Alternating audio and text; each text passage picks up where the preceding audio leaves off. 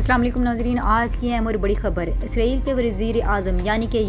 Netanyahu के बारे में है, जो चंद घंटों का मेहमान रह चुका है क्योंकि इसकी हुकूमत ख़त्म होने वाली है, जिसने 12 साल तक इसराइल पर हुकूमत की है। तो इसकी हुकूमत को अब बहुत बड़ा ख़तरा है और अगले 24 घंटे या 48 घंटे इसके लिए बहुत ज़्यादा ख़तरनाक हैं, क्योंकि जो इसराइल की अपोजिशन पार्टीज़ हैं उन्होंने आपस में मीटिंग की है और जिन्होंने ये फ़ैसला की है कि वज़ीर आज़म नेतन्याहू को उतारा जाए, क्योंकि हर वज़ीर आज़म जो भी अब बनेगा वो सिर्फ 2 साल तक हुकूमत करेगा और इस तरह जो है नेतन्याहू को फारिग कर दिया जाए। और जब नेतन्याहू की हुकूमत ख़त्म होने पर है और दूसरे ममालिक भी बहुत ज़्यादा खुश हो रहे हैं, इससे खित्ते में क्या तब्दीली आएगी और अरब ममालिक पर क्या असरात होंगे और अमेरिका पर इसके क्या असरात होंगे, मेरी वीडियो में मैं आपको बताती हूँ। नेतन्याहू जो 12 साल तक हुकूमत करने के बाद भी अब बहुत ज़्यादा परेशान है, क्योंकि इसकी हुकूमत को अब बहुत बड़ा ख़तरा है और उसके बाद इसको पता नहीं किस चीज़ का सामना करना पड़ेगा। यानी इसको नेतन्याहू को अब सीधा जो है जेल में जाना पड़ेगा और अब इसको पता भी है कि अब इसको सीधा जेल में जाना है, क्योंकि कोई भी यूरोपीय ममालिक जो है इसकी अब मदद नहीं कर रहे हैं। और नेतन्याहू जो अमेरिका के सर पर ये सब कुछ कर रहा था, जिसने मस्जिद अक्सा पर भी हमला किया और हम फ़लस्तीनियों पर इतने ज़्यादा जुल्म किए, तो अब इसको पता है कि अमेरिका भी इसका साथ नहीं देगा और जो बाइडन ने भी साफ इनकार कर दिया है इसका साथ देने के लिए, क्योंकि अब जो बाइडन को भी पता है कि ये नेतन्याहू जो है वो हमारी बदनामी का सबब बन रहा है, क्योंकि वो नहीं मान रहा और वो हमले करवा रहा है। इस वजह से जो है अब अमेरिका ने भी इससे अपना हाथ छीन लिया है।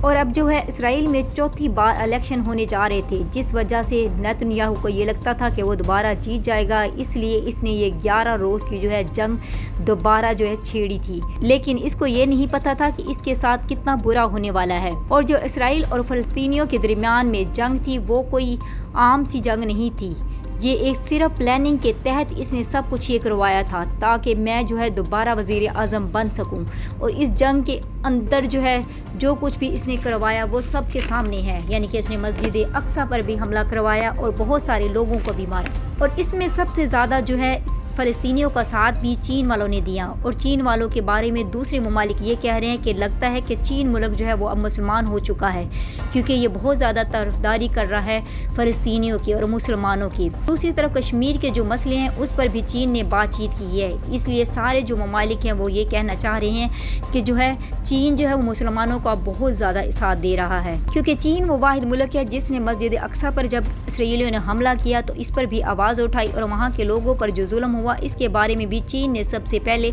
आवाज़ उठाई थी। इसलिए दूसरे ममालिक अब इसको ये कह रहे हैं। और नेतन्याहू ने ये सिर्फ इलेक्शन जीतने के लिए जंग को छेड़ा था, लेकिन इसको ये नहीं पता था कि ये जंग जो है उल्टी पड़ जाएगी, क्योंकि तुर्की, चीन और पाकिस्तान ने बाजी ही इनकी पलट दी है और हमास ने जो इन पर हमले किए और भरपूर इसका मुकाबला किया। ये नहीं जानता था कि हमास जो है इतना ताकतवर हो चुका है कि हमारा जो है मुकाबला पूरी तरह से करेंगे। और जब अमेरिका के सदर जो बाइडन ने देखा कि ये जंग बंद नहीं हो रही, तो इसने फ़ौरन ही नेतन्याहू को कहा कि फ़ौरन से पहले ये जंग बंद की जाए, क्योंकि उसको पता था कि बाकी सारे मुल्क भी इसके ख़िलाफ़ हो जाएंगे। इसलिए अमेरिका ने अपनी भी बाजी को पलट दिया। नेतन्याहू के जाने से जो है इनकी आपस में जो खलिश है इसराइल यहूदियों की और मुसलमानों की वो भी ख़त्म होने के चांस है। और दूसरे जो अरब ममालिक पर भी इसके अच्छे असरात पड़ेंगे, क्योंकि उनके भी ताल्लुकात जो हैं वो सबके साथ बहाल हो सकेंगे। और नाजरीन, दूसरी तरफ अब 24 घंटे या 48 घंटे में जिसमें नेतन्याहू की हुकूमत ख़त्म होने वाली है, कोई ना कोई इस तरह की हरकत करेगा जिससे वो चाहेगा कि मुल्क में फसाद हो और मेरी हुकूमत जो है वो ना गिर सके। ये भी हो सकता है कि ये शाम पर भी हमला कर सकता है, क्योंकि अब इसको पता है कि ये हमास पर हमला नहीं कर सकता, क्योंकि वो भरपूर इनके लिए तैयार हैं। तो इसलिए ये दूसरे मुल्कों के साथ, मुसलमान ममालिक के साथ कोई ना कोई बाजी करने की कोशिश करेगा। और नाजरीन, देखना अब है कि नेतन्याहू क्या करता है, कौन सी अब बाजी को पलटता है, पलटने की क्या कोशिश करता है, और दूसरी तरफ नेतन्याहू के साथ क्या होना चाहिए और इसकी जो है सज़ा क्या होनी चाहिए, और अगले 24 या 48 घंटे कितने इम्पोर्टेंट है, इसके बारे में आपका क्या ख्याल है। अपनी राय का इजहार ज़रूर कीजिएगा और कमेंट्स में ज़रूर बताइएगा। और मेरे चैनल को प्लीज़ सब्सक्राइब भी कीजिएगा और लाइक भी कीजिएगा और ज़्यादा से ज़्यादा शेयर भी कीजिएगा। Thanks for watching.